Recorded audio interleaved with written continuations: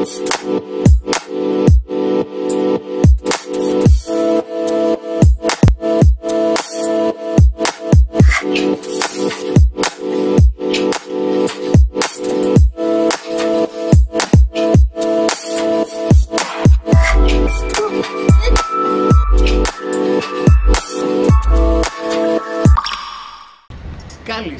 σας σε μια έκτακτη έκδοση του Talk is Cheap με τον Άλεξ και την Τζο.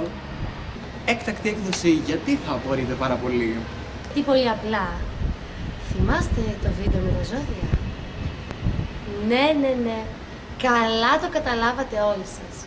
Κάτι ξεχάσαμε και δεν το κάναμε επίτηδες. Και θέλουμε γι' αυτό σήμερα να διορθώσουμε το λάθος που κάναμε, για να μην μείνει κανείς σας παραπονεμένος.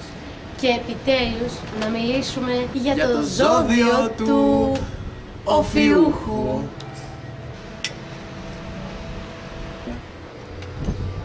Μπορεί η NASA να σας εφήβρε και να σας έδωσε αξία, Αλλά οι αστρολόγοι ούτε πως ασχολήθηκαν μαζί σας.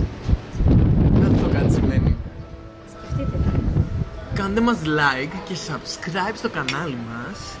Like και κοινοποιήστε στο Facebook για να να μας μας γνωρίσουν γνωρίσουν και οι και οι φίλοι φίλοι σας. σας. Εγώ είμαι. Μερικαστέρνας. Κάτι. Μία μέρα. Κάτι. Άλεξ. Έμπνευση.